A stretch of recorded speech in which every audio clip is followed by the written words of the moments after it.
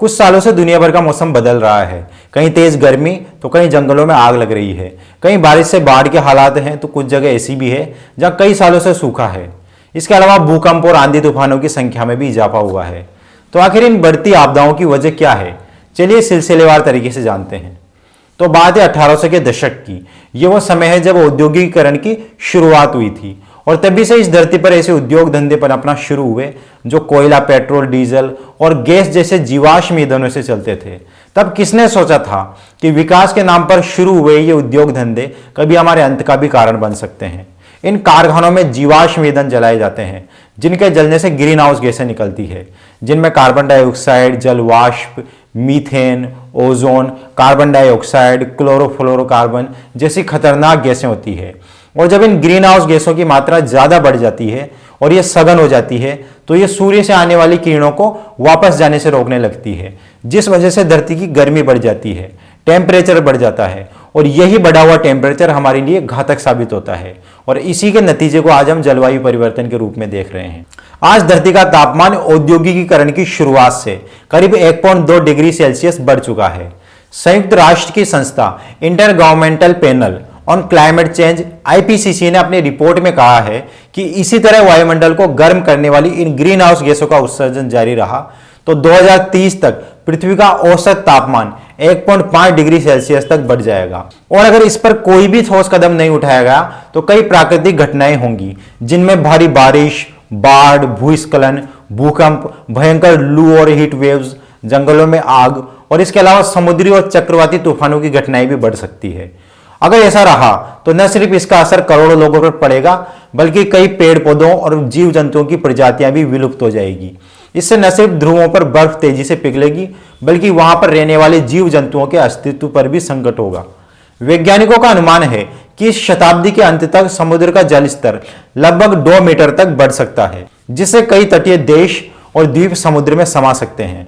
और बीते कुछ सालों के मौसम पर नजर डालें तो इसका असर अब दिखने भी लगा है।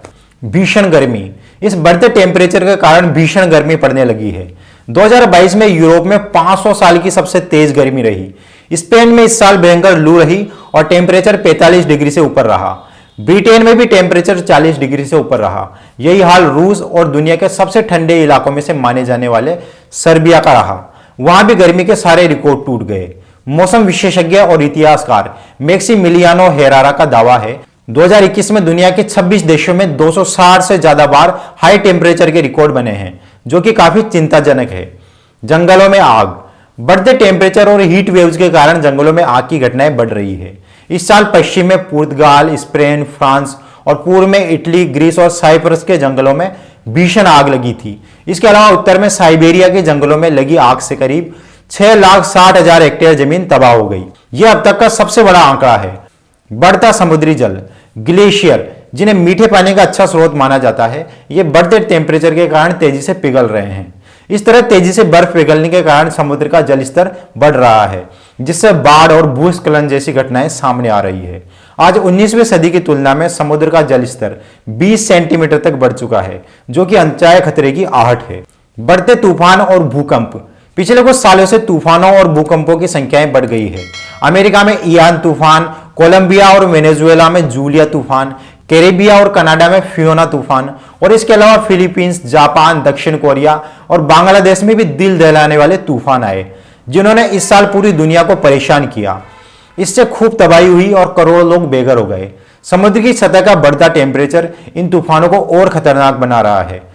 तेज बारिश और बाढ़, मानसून की अनियमितता के कारण बारिश का सिस्टम भी गड़बड़ हो रहा है। कहीं तेज बारिश तो कहीं भयंकर सूखा पड़ रहा है। इस साल तेज बारिश के कारण पाकिस्तान के 1/3 हिस्से में पानी भर गया था। अफगानिस्तान और भारत के भी कई इलाके बाढ़ की चपेट में आए। ऑस्ट्रेलिया और न्यूजीलैंड में भी कई जगह बाढ़ आई। यही हाल चीन, बेल्जियम और जर्मनी का भी है, जहां बाढ़ ने खूब तबाही मचाई। इस तरह इस साल दुनिया भर में तेज बारिश के तमाम रिकॉर्ड टूट गए, जिसमें कई लोग मारे गए, कई बेघर हो गए और हजारों हेक्टेयर में फैली फसलें भी बर्बाद हो गई, जिससे गरीब देशों में तो भूखमरी की हालात पैदा हो गए और लोग पलायन को मजबूर हो गए। साथ ही बाढ़ की वजह से कई संक्रामक रोग भी फैल गए। भीषण सूखा, वहीं इस तेज बारिश के उलट कुछ ऐसे भी मामले हैं जहां लोग पानी के लिए तरस गए।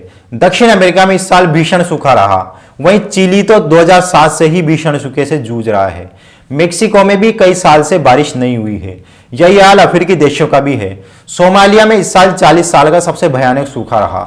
इस वजह से इन जगहों पर लाखों लोगों के सामने रोजी रोटी की समस्या पैदा हो गई है और वे लोग अपना घर छोड़कर कहीं और जाने को मजबूर हैं। यूरोप में इस साल सूखे के कारण ज्यादातर नदियों में पानी की भारी कमी हुई है, जिससे घरों में सही से पानी की सप्लाई नहीं हो पाई। संयुक्त राष्ट्र के एक अनुमान के मुताबिक साल 2000 से सूखे, बाढ़ और जंगलों में आग लगने जैसी घटनाओं से करीब 13 लाख लोगों की मौत हुई है और करीब 4.5 अरब लोगों का जीवन प्रभावित हुआ है। तो आज हम समझ सकते हैं कि अगर हमने इन ग्रीन हाउस गैसों के उत्सर्जन पर लगाम नहीं लगाई तो यह हमारी मानवता के लिए कितना बड़ा खतरा पैदा कर सकती है। हमें जीवाश्म ईंधनों का दूसरा सब्स्टिट्यूट ढूंढना होगा जो पर्यावरण के हितकर हो। अभी ग्लोबल टेम्परेचर 1.2 डिग्री सेल्सियस ही बढ़ा है, जिससे ही जलवायु में इतने परिवर्तन आ गए। तो सोचिए अगर 1.5 डिग्री सेल्सियस हो जाएगा तो फिर क्या होगा। ऑक्सफोर्ड यूनिवर्सिटी के प्रोफेसर और आईपीसीसी के लेखक डॉक्टर फ्राइडेरिक के अनुसार जलवायु परिवर्तन भविष्य की समस्या नहीं है, यह मौजूदा समस्या है जो पूरी दुनिया पर असर डाल रही है। तो हमें अभी से समझने की जरूरत है और जलवायु परिवर्तन को रोकने के लिए ठोस उपाय करने होंगे। संयुक्त राष्ट्र महासचिव एंटोनियो गुटेरेस ने पूरी दुनिया से आह्वान किया है, पर्यावरण प्रदूषण के इस खतरे को मिलजुल कर ही डाला जा सकता है। आईपीसीसी की रिपोर्ट मानवता के लिए खतरे का संकेत है। अब हमें देर नहीं करनी चाहिए, ना ही कोई बहाना बनाना चाहिए। सभी देशों को मिलकर ठोस कदम उठाने होंगे। वैश्विक मंच पर जलवायु परिवर्तन को रोकने के प्रयास। हालांकि इसके लिए 2015 में सभी देशों ने मिलकर पेरिस जलवायु समझौता किया था, जिसके अनुसार सभी देशों को मिलकर एवरेज टेम्परेचर को 1.5 डिग्री सेल्सियस तक रखने के प्रयास करने होंगे ताकि ग्रीन हाउस गैसों को कंट्रोल किया जा सके और नेट कार्बन उत्सर्जन को कम किया जा सके। वहीं भारत का दावा था कि वो 2005 के मुकाबले 2030 तक करीब 35% कार्बन उत्सर्जन कम करेगा, लेकिन इन सब के उलट जमीनी सच्चाई कुछ और ही है। आज कार्बन उत्सर्जन के मामले में भारत चीन और अमेरिका के बाद तीसरे नंबर पर है।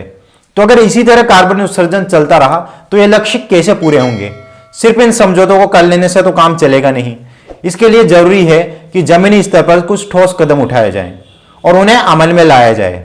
आईपीसीसी के पैनल की सदस्य वेलेरी मैसन डेलोमोट के अनुसार जलवायु परिवर्तन के कारण उत्पन्न हुए ये बदलाव लंबे समय तक जारी रहेंगे। उन्हें केवल कार्बन उत्सर्जन में कमी करके ही कंट्रोल किया जा सकता है, जिससे बढ़ना तापमान स्थिर हो पाएगा।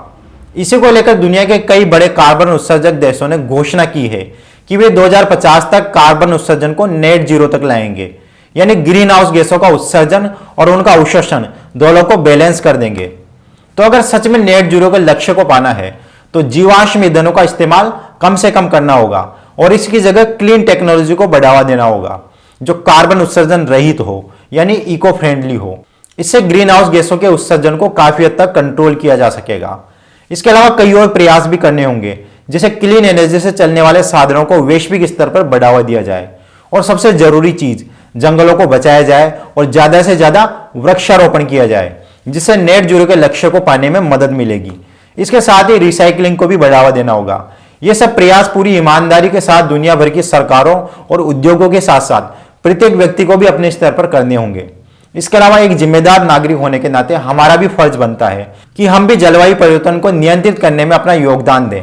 आपको अपने स्तर पर कई छोटे बड़े बदलाव करने होंगे, जैसे जीवाश्म ईंधनों से चलने वाले वाहनों का कम से कम इस्तेमाल करना होगा और डीजल पेट्रोल से चलने वाली गाड़ी की जगह इलेक्ट्रिक गाड़ी को प्राथमिकता देनी होगी। और अगर पॉसिबल हो तो पर्सनल साधन की जगह पब्लिक ट्रांसपोर्ट का ज्यादा से ज्यादा इस्तेमाल किया जाए।